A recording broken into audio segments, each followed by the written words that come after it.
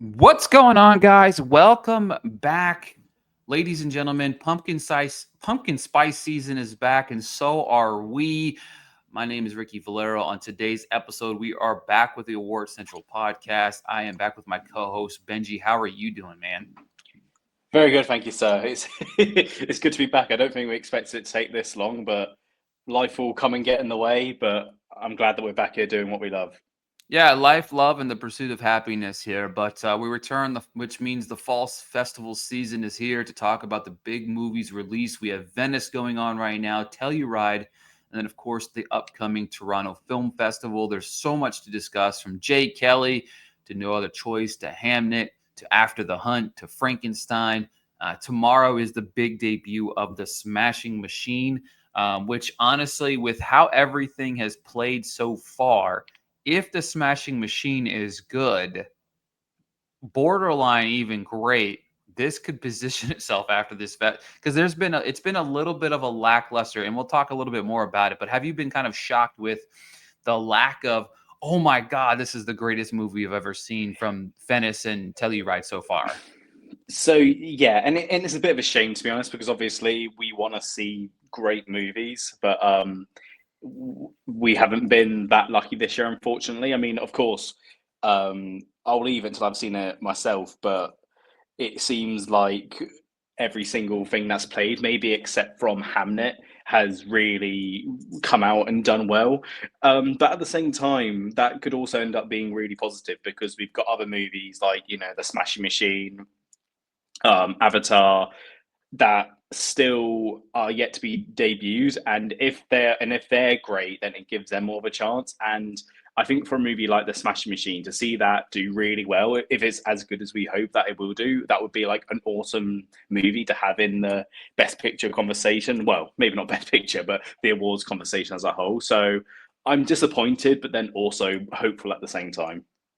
Yeah, because again, the big thing about this is like we have, you have Springsteen, you have Marty Supreme, you have, and then on the flip side, you know what I mean? We've seen some struggling films come out of the festival so far, but again, it's that first reaction, which are typically great. So it might not grab the audience of that first run of, or grab the critics really, or audiences of that first initial run. But if it has a good second wave and it has a big push, we are talking about some of the most widely recognizable, actors and actresses and directors in the Oscar space, right? Noam Baumbach is somebody Mhm. very well respected. You know what I mean?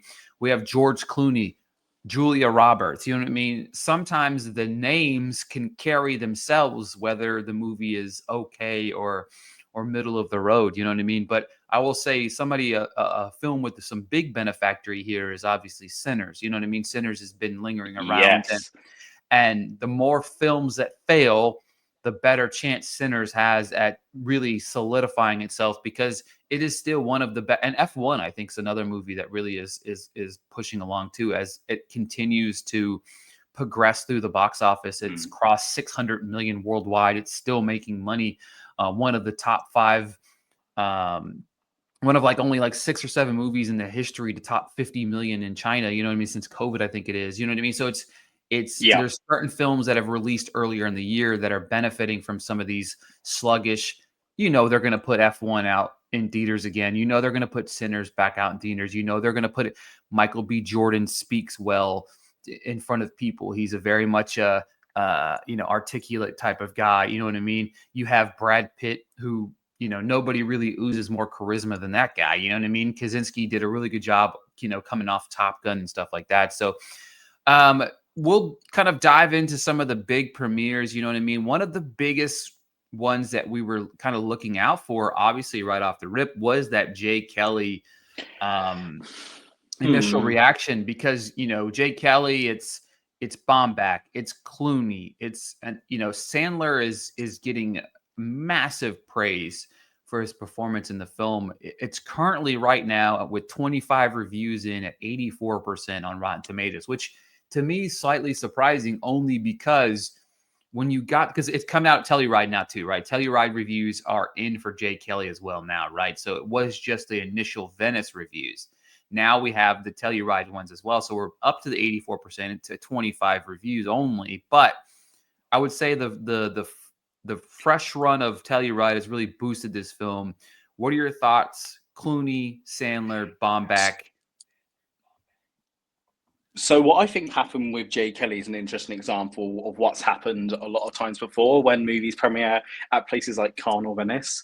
Some movies don't interact as well with European audiences, and a movie like Jay Kelly, which looks kind of very American, kind of about the American story of an American actor, living the American dream. It doesn't actually surprise me that much. So I think what we've seen come out of Jay Kelly is that, all right, fine, it's probably not going to be as good as Marriage Story, and it's not going to have that same kind of buzz or go in with that much potential as Marriage Story did. But I think that come the end of the day, I think Jay Kelly will probably still find its path in the Oscar race. It's probably going to be a lower down in the top 10 for Best Picture. Clooney and Sandler will probably get nominated. If Sandler genuinely is great, I think he could win, because his only real competition in supporting seems to be Stellan Skarsgård and Sentimental Value.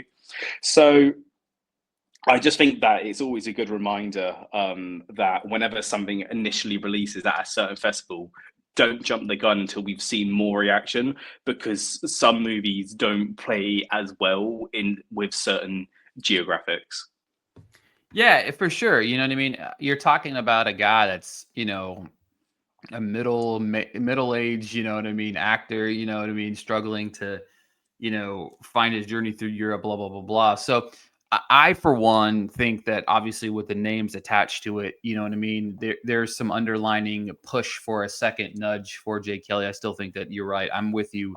It's still an Oscar conversation. You know what I mean? Like, again, it's George Clooney, Adam Sandler, somebody very, very widely respected, and somebody that there's a lot of people think that he's overdue for at least a nomination. You know what I mean? So you have that narrative, and I would say a lot of these, people attached to the film are very likable. You know what I mean? You know what I mean? So it makes it an easy sell. You know what I mean? And it's crazy to have conversations like that, in a world of let's just say, it doesn't always mean it has to be a great movie. You know what I mean? Like that. Let me just put it that way. You know what I mean? It's all about the viability, sellability of the film, which we've known for the Oscars for very many years. But let's go on to the next Netflix film, which has seen quite an interesting rise and highs and lows, and even and I'll read off just real quick here, two different ones.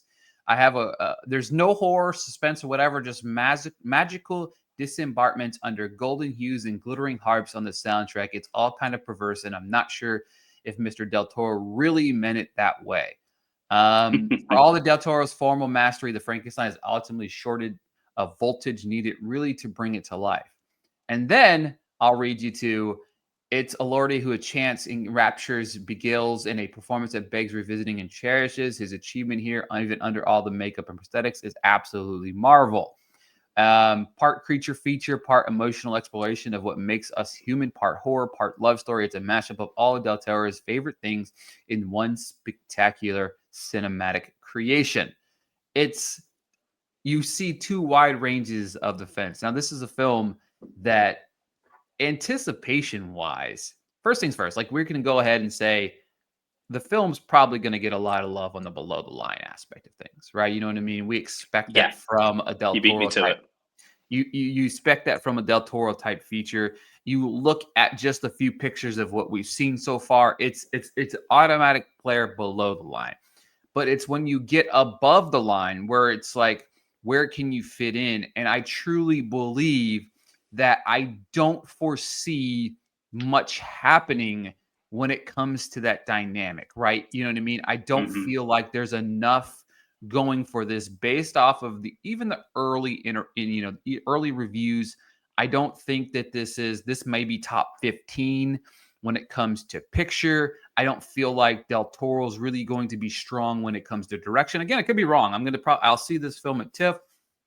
We can see how it plays out more, but I feel like this might be the mixed bag of Del Toro, where we're riding the Nightmare Alley aspect where it got a little bit of late love, or some of his other features that didn't get the love that maybe people thought it was. But I really feel like this might not be at the forefront of Netflix's push when it comes to Above the Line, when it comes to Isaac, when it comes to Elordi and stuff like that. Benji, what do you think? So yeah, I completely agree with you. So I think that we're pretty set to get some below the line nominations for this. I'm especially thinking makeup maybe could win, cinematography, production design, potentially score. Del Toro movies always seem to do well in these departments. But above the line, I'm thinking no. I think in precursors it could do okay. I think that Critics' Choice will probably nominate Del Toro in director because they just seem to nominate however the fuck many directors they want. And then Best Picture, I think it may get in at Critics' Choice, and it may even just sneak into PGA. But unless we have a really, really, really, really poor year turnout of movies, I don't see Frankenstein ultimately doing it. I mean, we had Nosferatu last year, which was amazing, and even that could only sneak into below the line. So if Nosferatu can't do it, unless Frankenstein brings in something really, out of this world, and something that kind of makes us reestablish what the monster genre is and could be, which Del Toro has done before, I don't ultimately think it has a place in above the line categories. Yeah, I totally agree. Which again, it begs the $1 million question of like what dynamic do we see moving forward with this? You know what I mean? Because Netflix has in their pocket, they do have the Catherine Bigelow movie, A House of Dynamite, which is my most anticipated movie of the year, because it's Catherine Bigelow. I mean, what more do you have to really say when it comes to making groundbreaking filmmaking? You know what I mean? In my opinion, one of our true great, directors of our time. You know what I mean? So to me, it's like that. To me, is really the sleeper, and that's playing at Venice as well, right? So Yeah. ballot. Farrell's getting a lot of love. We're seeing a lot of like below the line, maybe score is getting some love there. It seems like Berger might have a miss. Again, we'll see, when more. There isn't a whole lot of reviews out for ballot right now on Rotten Tomatoes as I was looking at it. So there's no like formulated score. It does have 4 out of the 5 reviews are positive, but even so, original score C 6 out of 10 by Matt Negula over there. Next Best Picture 3 of 4 by Joey Magson over there, Awards Radar. So it's a blend. I don't feel like that's going to be as a big of a player, but I think House of Dynamite could be Netflix's gem if the so reviews are good. yeah, I want to sneak in there because this has been something that's been winding me up a little bit, because for some reason House of Dynamite keeps getting progressively overlooked, and I don't really understand why. So Catherine Bigelow's last feature film was Detroit, which didn't make it in at the Oscars for whatever reason. I don't know whether it was just maybe it just wasn't an Oscar movie, or they weren't trying to give it that sort of attention. But even Detroit was a great movie, and it came out with good reviews. But then the 2 movies before that were Hurt Locker and Zero Dark 30. Zero Dark 30 being one of my favorite films, by the way. But both of those did really well. Obviously, Hurt Locker won her Best Director and Best Picture. And with House of Dynamite, it seems to be very political, very anti-Trump. Now, with kind of how the Academy have been, I think that will really sing to them. I think that it has opportunities for director, for screenplay, for score. I think some acting could get in there. So whilst we haven't seen or heard enough about it yet to actually know for sure, I think not. No, I don't agree with not giving it any attention at all, because I feel like it's such an obvious contender that could potentially grow into something really, really big. Yeah, I don't understand that either. I don't understand why. I've seen a lot of I've seen a lot of conversation regarding that, and a lot of it's just like, what are we doing here, guys? Did we forget who is the director of this movie? You know what I mean? Like, it's Catherine Bigelow. So, all right, let's talk about a film that a lot of people had at the top of their radar, and it's a film that is currently sitting at 48%. Yep, Ooh. 48% on Rotten Tomatoes. I just, holy cow. With why cast Julia Roberts only to sap all of the life out of her. There's some, this is just after the hunt tagline is not everything is supposed to make you feel comfortable. Unfortunately, the film left this critic uncomfortably numb. There has been some praise of the film as well, but 48%. This is Amazon, right? I think it's MGM, Amazon, right? Yeah. They can't be happy. Like this was their hidden jewel. Luca, obviously a director that's has some love, you know what I mean? But and then he's coming off some interesting, choices. I wasn't as a big fan of the Challengers as everybody else was, but are you surprised by the After the Hunt just falling flat on its face? Everyone was trying to make an excuse for After the Hunt was going to be his best film since Call You by Your Name, and I never really got it. Just by judging by the I've forgotten how to speak, by the description on IMDb and the cast and everything about it, I said as soon as it kind of came on people's radars, it just reminded me of The Sun, and it's turned out basically just like The Sun.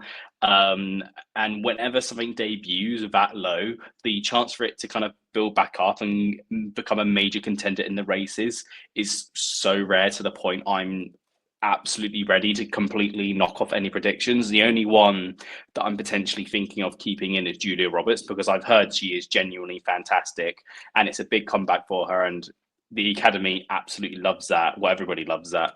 But no, I'm not surprised at all. Luca Guadagnino, I'm sure he'll have another contender at some point in the future, but Bones and All, Challengers, Queer, like even Queer and Challengers that got precursors everywhere else, Challengers winning a lot of places, couldn't get in. I don't think most of his films kind of sing to the Academy and those type of people. And whenever a movie comes out that tries to kind of speak to the politics of the times, in this case, Me Too, it never really works out. The only last example I can remember where it was actually a film was actually good, handled as well, was She Said. But even She Said didn't get any Oscar nominations. Yeah, I think the only thing, I mean, if you look at their slate, the only thing that they really have outside of this is Hedda, which is going to play obviously, which it's going to be interesting to see how that plays out as well with, the film festival turn coming up for it as well. It's making its debut world premiere over at the Toronto Film Festival next week with Nia DaCosta and Tessa Thompson there in the lead role. So if Hedda is bad, MGM might as well pack it up and call it a year. I mean, it's, you know what I mean? Like, obviously, like you said, I'm never going to count out Julia Roberts because it's Julia Roberts. You know what I mean? Like, it's the same thing with Clooney, right? You know what I mean? Of course.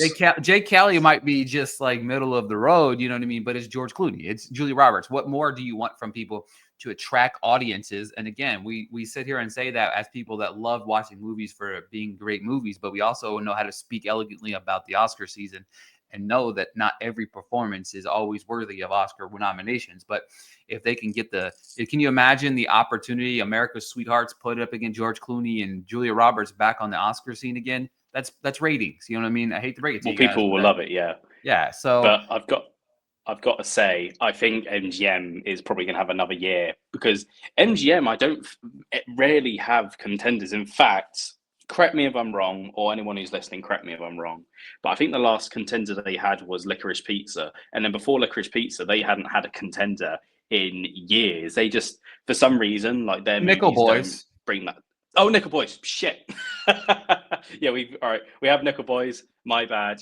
But ever since Amazon acquired MGM, I feel like maybe the shift will change. But pre that, they haven't had a very good run at all. Yeah, I really would like to, also point out they had Red One last year. That was on the cusp of something. You know what I mean? And the year before year before that, they had American Fiction, which won an Oscar. But it's okay, man. Well, hold on a moment, because that was Amazon. That wasn't Amazon MGM. Well, true, but I mean, you're not wrong. You know what I mean? But it's Amazon. I see your point. Yeah. It's Orion Pictures through Amazon MGM Studios. But yeah, I mean, still though, but you're not wrong. You know what I mean? It did win an Oscar, but they feel like they find a diamond in the rough. You know what I mean? I feel like if you look at those Yeah. two films and then look at what they're bringing to the table right now, it's like, hey, you should open your eyes and see what kind of is working for your award season. It's just not any of those things. Because what was it the year before? They had what Saltburn and Saltburn, which came close-ish. It was doing okay, but ultimately, I don't think Saltburn was ever going to be an Oscar movie. yeah, definitely not. Yeah, so it was a nice run for MGM. They might as well just maybe pack up the bags because they can really just have Julia Roberts speak for herself. You know what I mean? They don't need anybody else. I don't think. You know what I mean to really talk. But another big film out of the gate. Bugani. Bugani is that how you say that? Am I saying that right? Bugania, I think. I might be wrong. I feel like we're both I'm going to get saying it slanted for anyway. this. It is what it is. Yorgos Lanthimos' latest, teaming with some familiar faces again. Obviously, behind the Oscar-winning performance of Poor Things, you know what I mean? He's reuniting with his hidden gem of Emma Stone, and Jesse Plemons Mm-hmm. is also reuniting with him as well. This one is not, in my opinion, not really too shocking that we're seeing lots of love for it. Currently sits at the 90 percentile on Rotten Tomatoes right now. This is I mean, I'll just read off a few of these right off the top. This is a rotten one, right? This is Stone's fifth film with Yorgos, and they're beginning to feel like Yeah. codependent relationship that's run its course. The world isn't pretty, and Lanthimos is sounding the alarm. If only he would tell us something we didn't already know. And let's see. Let me throw in a couple positives here. Let me find some strong positives. Stone delivers yet another complex performance, terrifying one moment, gentle and sweet, and the next her character is always playing a role. Stone never played a part quite like this one before and nails it, keeping us transfixed until the wacky ending. But the film belongs to Plemons, who delivers one heck of a performance as Teddy. He masterfully shows the character's multiple facets: menacing, deranged, bruised, tormented, and unforgiving. Nothing would make me happier than to see Jesse Plemons get another nomination here. You know what I mean? Like that's, Oh yeah. you know what I mean? Love Jesse Plemons. I love him a lot, and he is the man. And you know what I mean? Texas forever, because Friday Night Lights is through and through my blood forever and ever and ever. But yeah, it doesn't really surprise me. You know what I mean? This is a relationship that has worked for a lot of years for Emma and Yorgos, and the reviews have been strong for the film. 90%, 20. I think it's got the highest reviews, I think, of all of the films that have been more or less released. It's Yeah. 30 films at 90%. Huge. You know what I mean? I know that doesn't Mm-hmm. sound like a whole lot, but it's 30 films strong. Some of these other ones only had like, Good. Double digits of the early teens and stuff like that. So Yorgos could be in the picture. Emma Stone, she is beloved by the Academy. You know what I mean? This could be definitely something good for the studio. Yorgos, could he be in the conversation for director? I don't feel. Everything I've seen about the film has been more directed towards the acting than it has been direction. So it's almost a positivity that we could potentially see somewhere where we're getting the acting nominations of a Plemons and a Stone, but maybe I would say maybe some costume work, possibly. I haven't seen it for myself, but I think this is Focus Features has got a potential strong one here as acting players. What do you think, Benji? I'm not sure if it's going to be top 5. It's so difficult because I feel like a fallback for a lot of people would say, well, let's see how weird and wacky this is because maybe the Academy will go for that. But in recent years, the Academy have become a lot more open-minded. I mean, look at Poor Things, which was Lanthimos' last film. It's pretty agreed that was probably number 2 to take Best Picture. Then last year we had The Substance, which everyone just fell in love with and ended up having a really good run in the award season, including Demi Moore very nearly winning the Oscar. So, to be honest, it's one of the few times in award season where at the moment I haven't got a lot to say because I'm in such two minds about it. Because I think originally I thought it was going to be like top three. Then it was released and it came out with really good reviews. But then there was a lot of people also saying, I'm not sure if this is an Oscar movie. But then that initial 90%, which isn't in line with Poor Things, makes me feel another way. So with Begonia, I want to wait until I've watched it and then kind of come back round to it, because I feel like it's something that I like need to see. Something like Jay Kelly, I feel is quite easy to make an assessment of. Begonia could really go two ways. Yeah, I agree with you. It's I definitely feel like, no matter what, it has the acting, acting in the forefront. You know what I'm saying? I definitely feel like that's somewhere we're working on. Is so hang on, is she's a lead, right? So there's been a big debate about this. So some people are saying supporting, some people are saying lead. It really depends how Focus Features want Yeah. to campaign her. I Yeah, I mean, do see that now. because Yeah. it's Emma Stone, I do think they'll probably go with lead. I think from what I've read up on, she's in it enough to justify her being a lead, and they're going to want to campaign her in lead if they think that she can get nominated there, because leading actress always sounds better than supporting actress. It does, but at the same time, supporting might be a little light right now, looking at some of the. Well, it would be smart if they put her in supporting, because then she'd have a really, really, really good chance of getting nominated. Winning, I'm not so sure on, but nominated, feel very good about.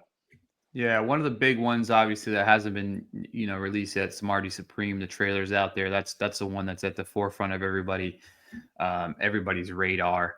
All Mhm. right, so let's see here. We have obviously a big one that debuted at the Telluride Film Festival. Springsteen, Deliver Me from Nowhere. Currently with 10 reviews on Rotten Tomatoes. All 10 are positive. Now, that said, there's a mixed bag of how positive it really is. You know what I mean? Because Rotten Tomatoes, if you give something a 6, it's a positive type of scenario. So that's one thing that you have Yeah. to be cautiously optimistic when it comes to looking like that. But when it comes down to it, one thing that I have seen in the best actor conversation is Jeremy Allen White is being universally praised for his performance in said film. And coming off of a strong year with Timothy Chalamet and Dylan Springsteen, a name that is known worldwide. I think that's going to be very helpful in the conversation. Springsteen actually being out at the festival and actively promoting the film was something that I don't know if it shocked me, but it was just interesting to see, because you know what I mean? With Dylan, it was a little bit different. Dylan was like, whatever, bro, cool, man. You know what I'm saying? But that's just Dylan's character. Yeah. No, that's who Dylan is as a person. But to me, seeing Springsteen in the front lines, and if they have Springsteen in the front lines throughout the season, I don't think he has to make an appearance everywhere, because obviously it's Jeremy Allen White. He's charming. He's an easy conversation. I've had several conversations with Jeremy Allen White. He's the nicest, most down to earth human being ever. And he's obviously in the forefront of your television each year. When The Bear comes out, he's won multiple Emmys. Could potentially win another one here, I think, in a few weeks when the Emmys are. But I don't know what the film weight-wise outside of actor looks like.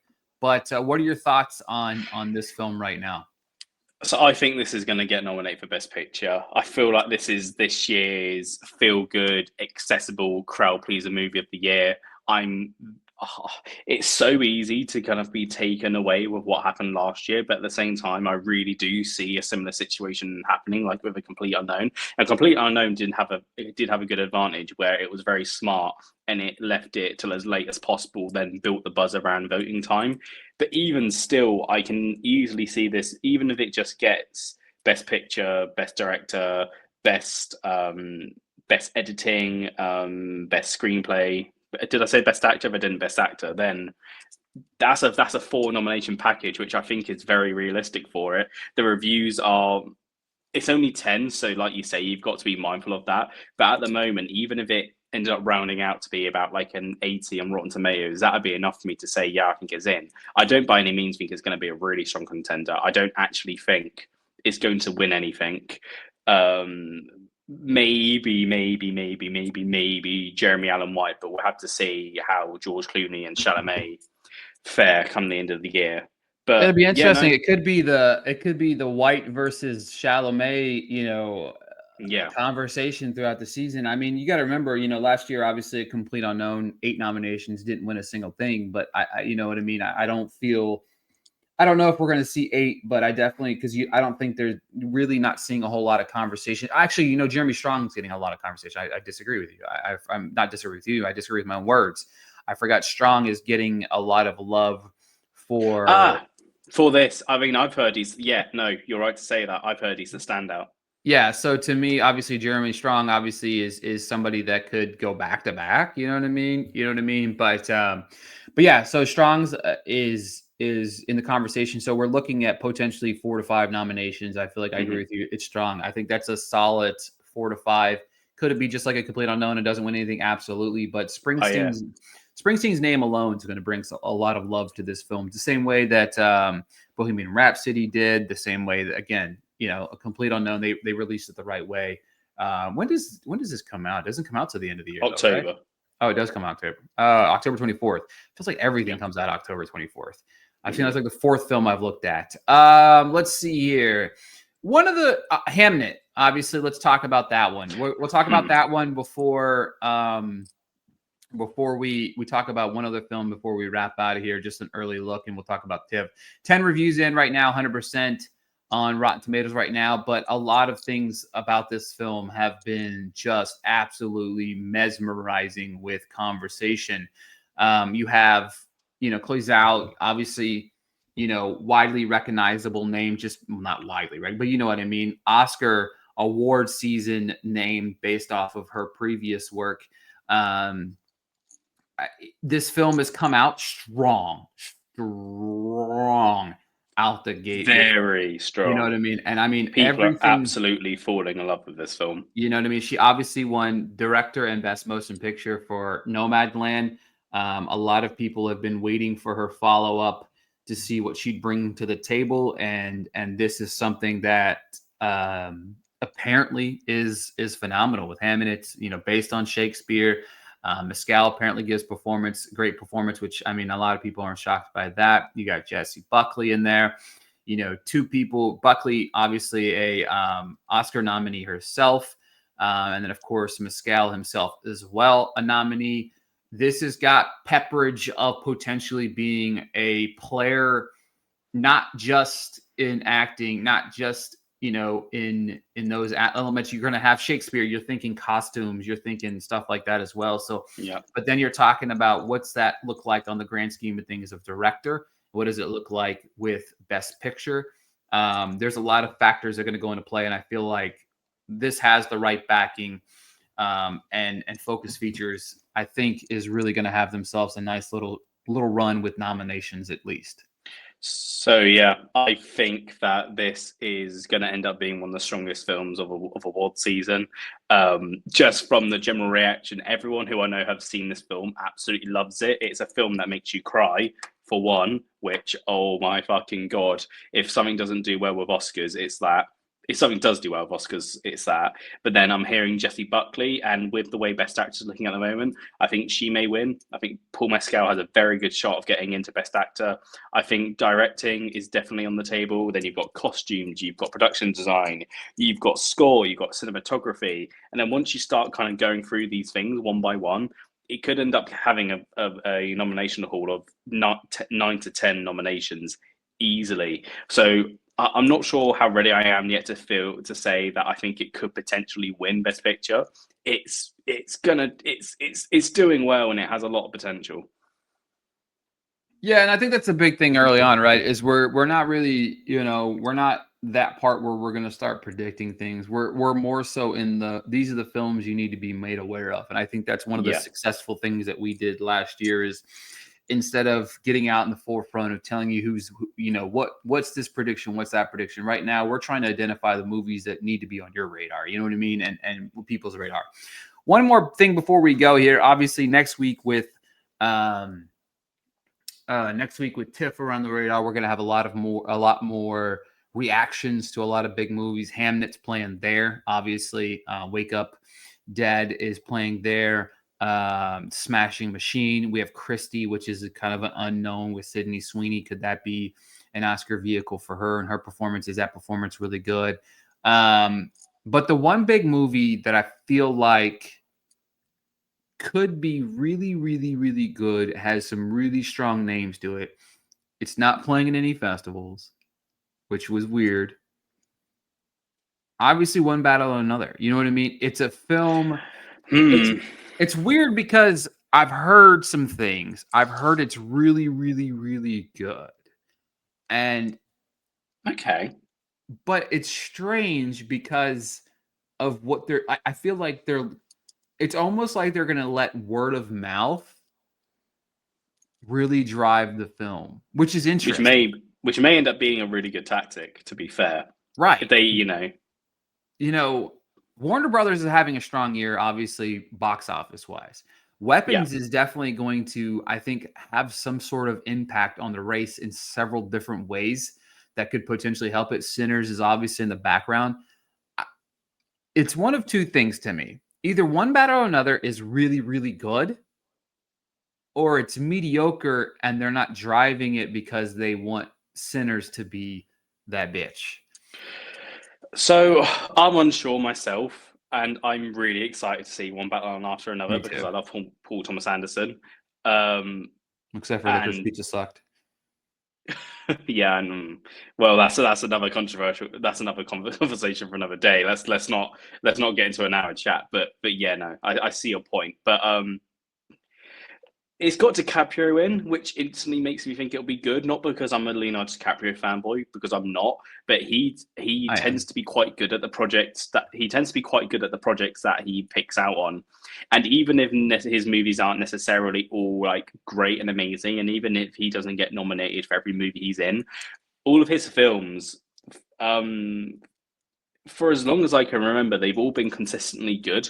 So I really doubt a scenario where One Battle After Another will be like god awful. I think we're looking at more of it being at least good. But, and again, I could be biased and being really silly, but everything around it, all of the cast, the story, that trailer, which I absolutely love, its runtime as well. Everything makes me lean towards that they have something special. And Paul Thomas Anderson doesn't tend to rely on festivals anyway. He didn't with Licorice Pizza. He didn't with Phantom Thread. So I'm actually really hopeful that we could have something special One Battle After Another. We'll know soon enough anyway. But I don't think it's wise for people to start dropping off their predictions completely when they haven't even seen it, because it could go one way or another. Yeah, I see what you did there. Yeah, it's interesting. I've heard some grumblings because I've had conversations about that film, and I'm starting to feel like it's the movie that a lot of people are discrediting even. You know what I mean? Mm-hmm. I feel like there's two ways you can look at this. But I mean, just think about the conversations that Warner Brothers could really have this award season. You have Michael B. Jordan, you have Leonardo DiCaprio. You know what I mean? Like those conversations, if you put those two together, you know what I mean? Like that to me is like, those guys side by side, you know what I mean? And then Coogler and PTA, you know what I mean? Like there's just interesting conversations to be had if this film is good. So if they roll it out, let word of mouth play its field. Could that be the way of certain things playing out the way that they are? Because it's an interesting choice. Like Venice is playing right now.